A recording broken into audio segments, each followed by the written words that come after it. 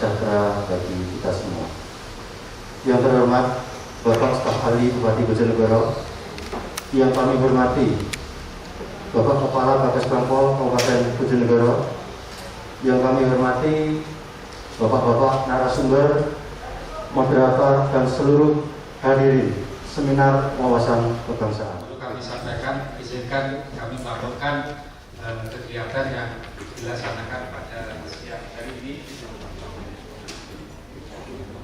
Adapun kegiatan seminar wawasan kebangsaan dalam rangka peningkatan kesadaran bela negara dengan mengeluarkan jiwa wawasan kebangsaan, ini adalah tujuan memberikan pemahaman kepada generasi muda tentang wawasan kebangsaan. Yang kedua, meningkatkan peran generasi muda terkait wawasan kebangsaan dan kesadaran untuk selalu melaksanakan bela negara. Dan yang ketiga, terciptanya kesadaran bela negara bagi generasi muda yang diterapkan dalam kehidupan sehari-hari.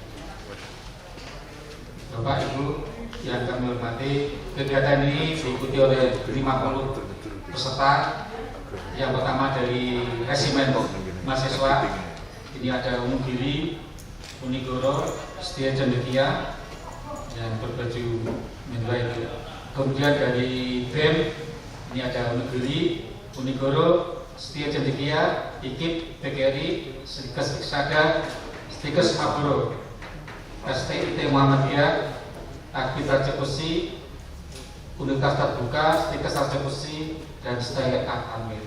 Dan juga oleh perwakilan dari SMK, SMA Negeri Swasta Kabupaten Bojonegoro, ada SMA 1, 2, SMA 3, SMA 4, SMKN 1, SMKN 2, SMKN 3, SMKN 4, dan SMKN 5. Perlu kami sampaikan bahwa di forum ini telah siap narasumber kita yang luar biasa. Ada Bapak Letkol Infanteri Didi Suryadi, beliau Sekretaris Persatuan Purnawirawan TNI AD DPAD Surabaya. Kemudian Bapak Dandim 0813 atau mewakili. Kemudian Pak Sutekno SPDI anggota DPRD Kabupaten Bojonegoro, dan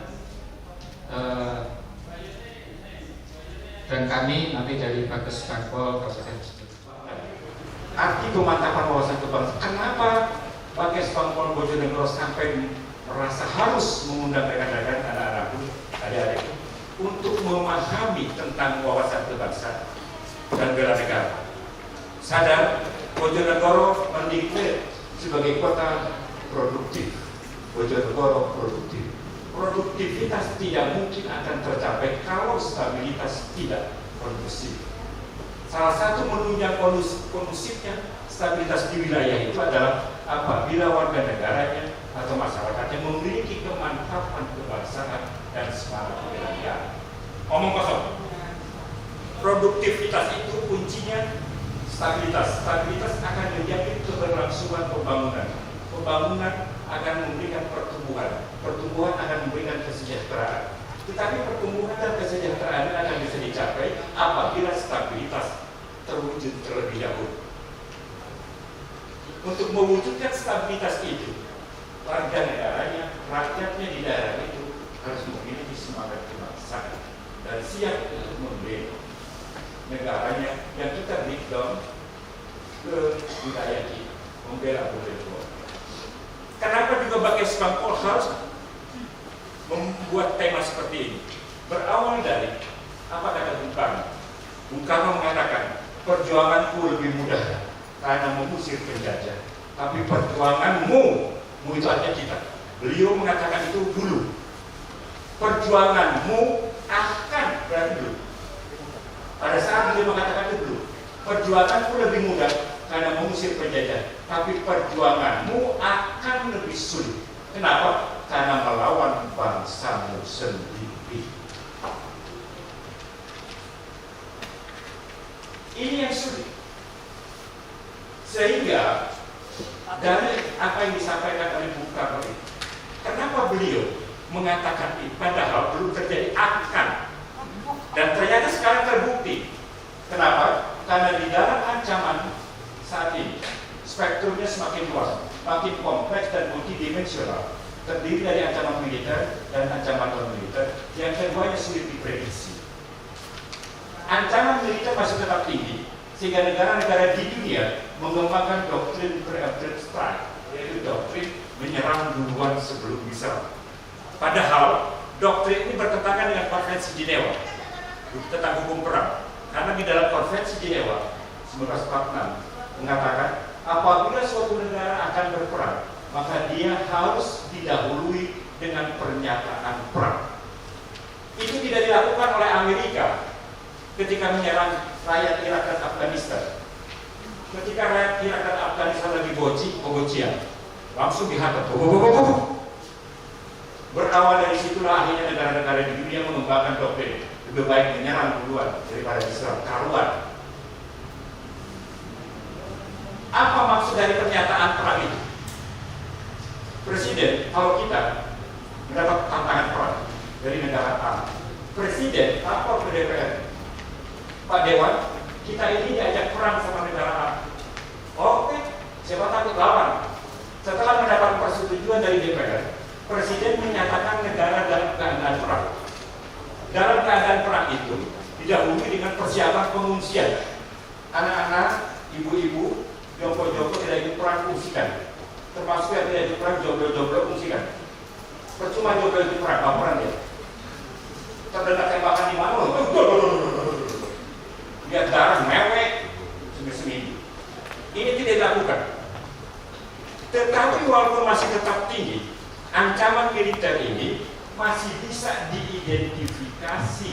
Kenapa? Karena terjadi konflik, pemutusan hubungan diplomatik, pengembalian duta besar, embargo ekonomi. Ada tahap-tahap yang oleh Bung Karno dikatakan akan melawan bangsamu sendiri saat ini adalah ancaman non-militer. Dia sulit diidentifikasi, bahkan lebih berbahaya daripada ancaman militer. Baik, semangatnya Pak Didi ini karena beliau ada suatu kekhawatiran, ya, ada suatu kekhawatiran dengan masa depan negara kita. Beliau pasti punya cucu, betul Pak ya? Punya cucu, punya cicit nanti. Nah, adik-adik ini kan nanti akan jadi pemimpin-pemimpinnya. Kalau kami yang generasi tua tidak bisa memberikan sebuah pandangan wawasan kebangsaan kepada adik-adik, maka apa yang akan kami titipkan buat cucu-cucu kami nanti? Seperti apa bangsa Indonesia di ke depan? Bagaimana negara kita?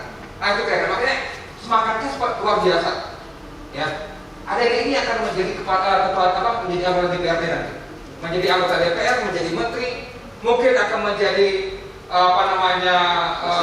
pejabat-pejabat kepala daerah mungkin. Dan anak saya, cucu saya nanti akan dipimpin oleh adik-adik. Kalau pemimpinnya berbahaya buat negara, hancur negara ini. Kira-kira demikian ya. Baik, saya awali dengan perkenalan. Mohon maaf, saya boleh perkenalan dulu. Saya dibantu dengan bisa saya pinjam Pak untuk Pak Mendagri. Ya. Bisa koneksinya atau dari surat raja nanti. Baik, lanjut Pak. Oke, generasi muda. Atau kita sebut dengan pemuda lah. Sering kita kenal agent of change, agent of modernization, agent of development. Itu yang kita gaungkan untuk pemuda menyawarkan. Kalian adalah agent perubahan, ya, agent pembangunan. Anda di depan ini, yang depan saya ini. Anda akan jadi pemimpinan pada saat-saatnya. Ya. Kalau mungkin kita ada sebutas sebuah kalimat dari satu kamar terbuka. Beri aku kata 1000 orang tua akan kucabut Semeru dari akarnya. Beri aku 10 pemuda, maka niscaya akan kuguncang. Menurut saya hal yang benar, logis gitu. Bayangin aja kalau di Indonesia ada satu orang kayak Mark Zuckerberg aja. Siapa namanya ya? Yang pendiri Facebook itu. Ya, kalau ada satu orang aja di Indonesia seperti itu, gila itu. Ya, merubah dunia. Ya, karena dia menghasilkan media sosial. Baru satu orang. Apalagi kalau ada 10 orang seperti dia. Ya. Maka kata-kata Pak Karno ini bukan hal yang mustahil. Ya, bukan hal yang mustahil. Gunung dicabut, terbukti kok sekarang gunung dibelah jadi tol. Siapa yang membuat insinyur yang membuat di bulan pun jadi top. Ya awalnya ada gunung jadi nggak ada gunung, terbukti kok gitu ya. Kalau semuanya kita cerdas memanfaatkan teknologi. Hari ini yang kita undang, yang diundang oleh Kesbangpol itu hanya perwakilan dari mahasiswa, perwakilan dari pelajar, perwakilan dari anak-anak muda di kalangan Kabupaten Bojonegoro. Nah, oleh karena itu nanti Pak Mahmudi bisa mengagendakan agenda berikutnya, biar nanti tidak hari ini saja yang kita lakukan terkait dengan pemberdayaan jiwa kebangsaan khususnya di kalangan anak-anak muda. Sepakat ya? Insya Allah kami akan sinergitas terkait dengan apa yang menjadi program kerja dari tiap OPD.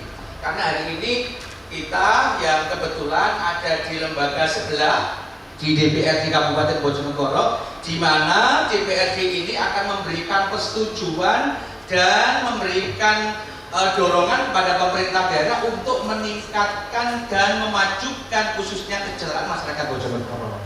Oleh karena itu, mungkin saya tidak lama. Mudah-mudahan dari kedua materi ini materinya masih tersimpan di dalam pikiran, ya. Jangan sampai saya yang terakhir nanti kemudian materinya semuanya nggak nyantol di pikiran karena saking banyaknya Pak Widarto dan juga Pak Dedi. Ini alhamdulillah beliau ini kalau dilihat memang terlahir dari keluarga yang memang keluarga militer. Dari kedisiplinannya luar biasa. Ada, kalau tidak salah tadi saya sudah bincang-bincang sama Pak Didi, beliau itu asli dari Bogor, dari Jawa Barat. Yang ini Pak Widata ini saya nggak tahu, tapi kalau melihat namanya, kalau tidak salah ini dari Bali, kalau tidak salah. Oh ya kan, betul kan? Jadi insya Allah saya tidak salah untuk menebak narasumber. Insya Allah mereka sudah senior. Dan hari ini saya diberikan kesempatan oleh Pak Mahmudi selaku Kepala Kesbangpol untuk memberikan sedikit motivasi, dorongan pada anak-anak muda. Kalau tadi banyak yang menyampaikan, hanya sedikit mungkin materi saya Mas ya, sedikit. Ini mungkin kalau nanti saya sampaikan semuanya nanti tidak ada keberlanjutan Pak Ali Mahmudi kan, Pak Mahmudi ya. Biar nanti ada, apakah nanti sifatnya nanti kita perwakilan lagi atau memang nanti di tiap-tiap perguruan tinggi atau sekolah penjenengan nanti bisa diagendakan sehingga nanti rasa patriotisme, rasa memiliki bahwa Indonesia ini adalah tanah air kita yang kita cintai, kita harus perjuangkan sampai titik darah penghabisan. Itulah anak-anak muda sekarang.